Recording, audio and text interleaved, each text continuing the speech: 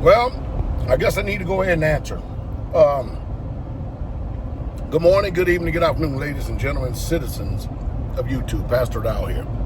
And you're going to have to listen to me real close, and you're also going to have a working knowledge of history coming from antiquities, okay? So listen to me. I've had a couple of Christians come in my comments expressing, themselves being upset at calling them heathens.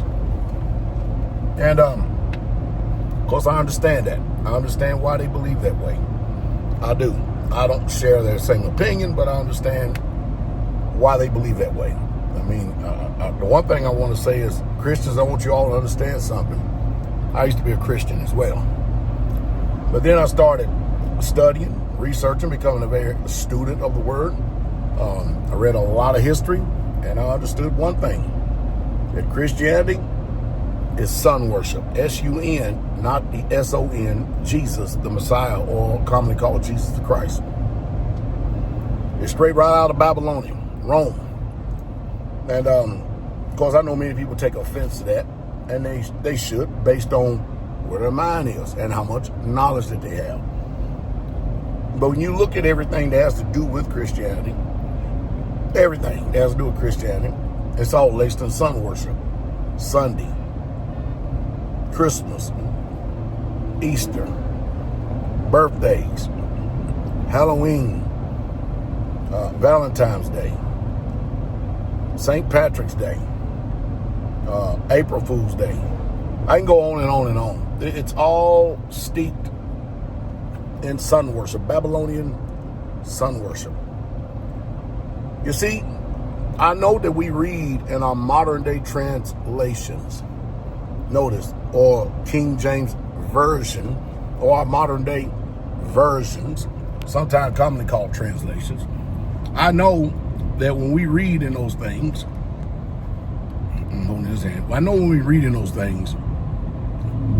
that we read these things and we automatically assume and we think that it's right, even though it clearly tells you it's King James Version.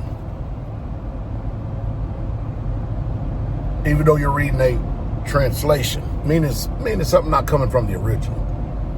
So you have to be consciously aware of the egalitarians, of what's going on. When you have a society that comes from, for instance, Europe, the scriptures was never given to them. Europe converted, and then they took these scriptures, and you had many Europeans start taking their penmanship and putting it to it and making it say something that it didn't. Even at that, we still have some very good English versions or translations, but they still need to be scrutinized. You have to learn how to look behind these words.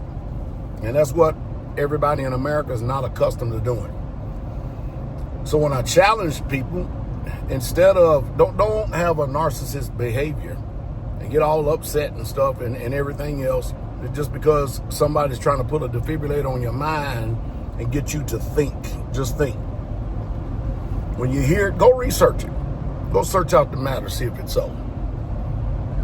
Is the glory of y'all to conceal a matter? It's the honor of kings to search it out. Search it out. All right? So, and y'all, I've done said enough about Christianity over and over again that, I got enough videos up here. You can just research them and get more knowledge. But if you notice, the Catholics never lead by telling you that they're Christians. They tell you that they're Catholics. When you read the book, read the Bible, Jesus, there's no way that Jesus could be a Christian. There's no way that Peter, James, and John, and Paul, and there's no way they could be Christians because they were not known by Christians. I know what your version says. I know what your translation says. But how are you going to ignore all these times, like Paul stated in Corinthians 11:22, that he was an Israelite of the tribe of Benjamin, circumcised the 8th day, of the stock of Israel? How are you going to know all these different passages that clearly, well, Paul clearly defines and tell you who he is?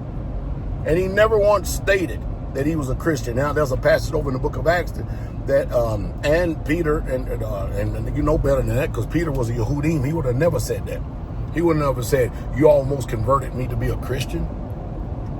No. No, he was a Yehudim, commonly called Jew.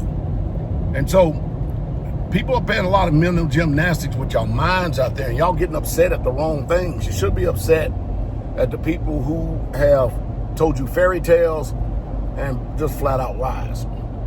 There were no Christians in the first century, not a one. Where you almost persuaded me to be a Christian. Listen, the Romans even knew that they were dealing with the Yehudim, or the tribe of Judah, or Jews. They knew that then. They would have never said that. That's your version, and that's your translation that is saying all that. Are y'all beginning to hear? Are you hearing? So, if you've got this largest religion in the world, and you know that everybody don't love Jesus like that, you know they don't, and yet Christianity is the largest religion in the world, do you really truly believe it's associated with truth when Jesus himself said that there's going to be few people that is going to enter into the kingdom? Very few. He didn't say many. He didn't say a lot. He didn't say the math. He said very few. Something is gravely wrong.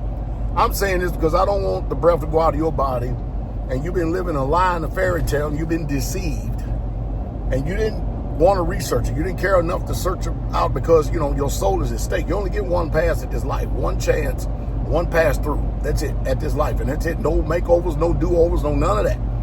Why not make sure that you're right now while you're here? Why not take it one day at a time, do your due diligence, do your independent research, check things out to see if it's so, and then look at your wife, look at your children, and have them to do the same thing as you begin to study with them and come to the knowledge of the truth.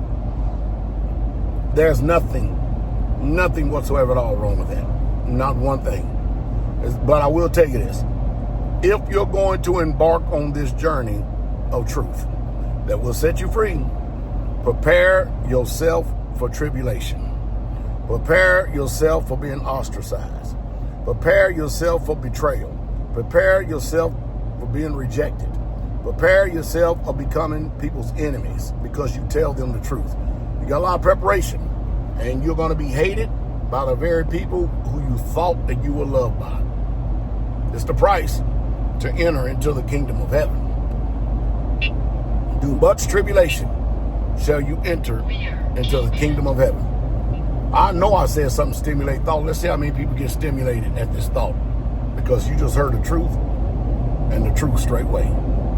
Shalom, shalom, King coming.